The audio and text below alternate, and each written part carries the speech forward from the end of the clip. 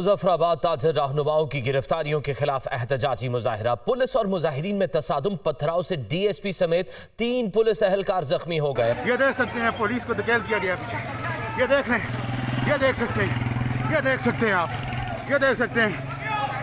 जद्दोजहद तेज हो, जद्दोजहद तेज हो।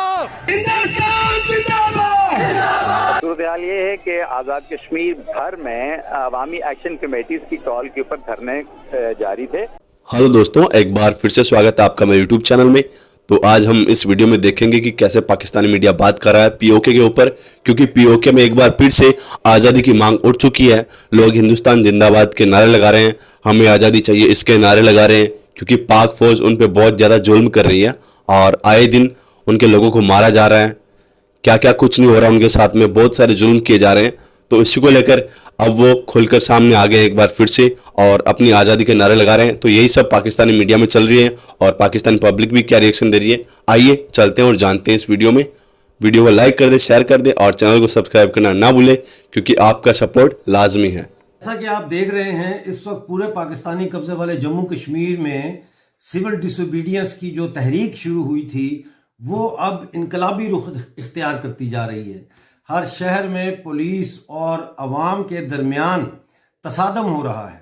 कई जगहों पर पुलिस लाठीचार्ज करती हुई दिखाई देती है, टीयर गैस फेंकती हुई दिखाई देती है, और फिर कई जगहों पर पुलिस भागती हुई और पीछे नौजवान पत्थरबाजी करते हुए और टीयर गैस के शेल उठाकर वापस उनकी जानिब फेंकते हुए नजर आते हैं। इस वक्त मुकम्मल तौर पर जो है पाकिस्तानी ऑक्युपाइड जम्मू कश्मीर वो बंद हो चुका है। जम्मू कश्मीर में हड़ताल चल रही है, शटर डाउन है, ट्रैफिक बंद है, पेट्रोल पंप बंद हैं। तो अब इसका जो मतलब है वो ये है कि अब हमें कुछ चीज़ों के ऊपर गौर करना पड़ेगा। मैं आपका ज़्यादा वक्त नहीं लूँगा, लेकिन ये ज़रूर चाहूँगा कि आप इस वीडियो को एंड तक देखें। सबसे पहले तो हमें इस वक्त जो अवामी एक्शन कमेटी की सिविल डिसोबीडियंस की तहरीक है, इसकी कैफियत को समझना होगा।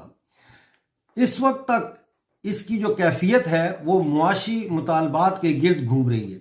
यानी उनका मुतालबा है कि बिजली के बिलों पर से टैक्स ख़त्म किए जाएं, जो आटे के ऊपर और दूसरी अशिया खुर्दनी पर जो सब्सिडी काटी गई हैं उनको बहाल किया जाए, लोड शेडिंग का खात्मा किया जाए, महंगाई का खात्मा किया जाए, पेंशन्स अदा की जाएं और उनमें 100% इजाफा किया जाए, सरकारी मुलाजमीन की तनख्वाहों में 100% इजाफा किया जाए, जो लोग हैं जिनको कई कई महीनों से तनख्वाहें नहीं मिली उनकी तनख्वाहें अदा की जाएं, and so on and so fourth. हमें यह बात समझनी होगी कि ये जो मुतालबात हैं अवाम को सड़कों पर लाने के लिए, तो ये मुतालबात अच्छे मुतालबात हैं, लेकिन इस तहरीक को सिमत देने के लिए या इसके हतमी नताइज ऐसे हासिल करने के लिए कि जो ये मुतालबात को पूरा कर सकें, उसके लिए ये तहरीक जो है नाकाफ़ी है। और उसकी वजह यह है कि इनमें से कोई भी मुतालबा पूरा नहीं हो सकता। बिजली के बिलों का बाइकाट किया गया, बिल्कुल सही है, लेकिन बिजली के बिलों के बाइकाट के बावजूद वापडा जो पाकिस्तान का इदारा है जो सप्लाई करता है बिजली हमें, वो अपने नर्ख कम नहीं कर सकता, क्योंकि IMF के साथ उनके मुआहदे हुए हैं। वो चाहते हुए भी ऐसा नहीं कर सकते, उनके हाथ बंधे हुए हैं। लिहाजा एक तरफ तो हम जो है वो गुलामों के आगे गुलाम बने हुए हैं। बात यह है कि आटे की जो सब्सिडी है वो भी बहाल नहीं होगी।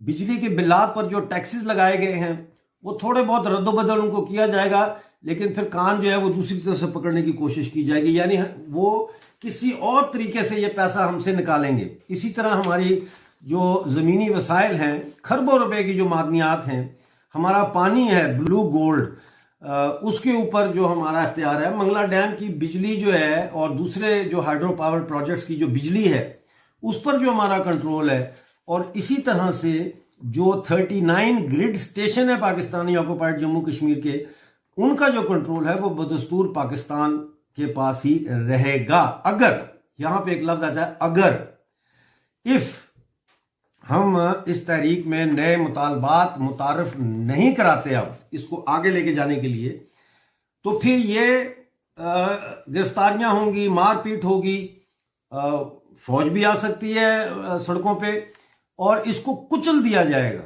اور عوام کے پاس چونکہ آگے کا کوئی سیاسی پروگرام نہیں ہوگا، اس لیے عوام میں شدید مایوسی کی لہر پیدا ہوگی، اور یہ انقلابی تحریک جو انقلاب کی طرف جانا چاہیے، اس سول ڈس اوبیڈینس کو، یہ انقلاب کی طرف جانے سے پہلے ہی رد انقلاب کی طرف آنا شروع ہو جائے گی۔ یہ سماج کی حرکت کے قوانین ہیں، یعنی سماج مختلف ادوار میں کیسے آگے یا بڑھتا ہے یا پیچھے ہٹتا ہے، اس کے قوانین ہیں یہ۔ اب اس سول ڈس اوبیڈینس کو اگلی سٹیج پر پہنچانے کے لیے، یعنی اس کو ایک ریولوشنری موومنٹ میں بدلنے کے لیے ہمیں کیا کرنا ہے؟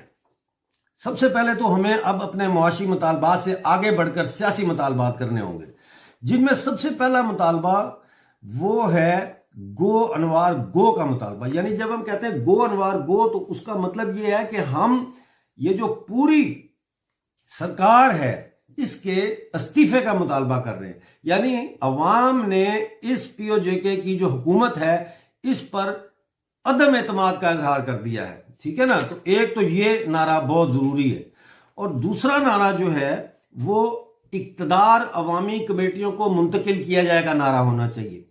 دیکھیں، جب تک عوامی ایکشن کمیٹی ہر جگہ پہ اقتدار کے ایوانوں پہ قبضہ نہیں کرتی، اس وقت تک جو ہے وہ ہم ایک متبادل متوازی سرکار قائم نہیں کر سکتے، اور جب تک ہم ایک متبادل متوازی سرکار قائم نہیں کرتے، اس وقت تک ہم اپنے وسائل کے اوپر جو اپنا قبضہ ہے اس کو بحال کرنے کی طرف ایک قدم بھی آگے نہیں بڑھ سکتے۔ تو ویڈیو میں آپ لوگوں نے دیکھا کہ کیسے پی او کے کی پبلک پاکستان کے خلاف نعرے بازی کر رہی ہے اور ہندوستان زندہ باد کے نعرے لگا رہی ہے اور اپنی آزادی کی بات کر رہی ہے، تو ہونی بھی چاہیے، کیونکہ وہ بہت ظلم و ستم سے پریشان ہو چکے ہیں پاک آرمی اور آئی ایس آئی کے دوارا کیے ہوئے، تو اب ان کو آزادی چاہیے اور لازمی ہے ملنی بھی چاہیے، کیونکہ یہ ان کا ادھیکار ہے۔ ویسے ہی وہ بہت سارے پریشان ہیں بہت دنوں سے، تو اب مجھے لگتا ہے کہ بھارت کو بھی ان کی مدد کرنی چاہیے۔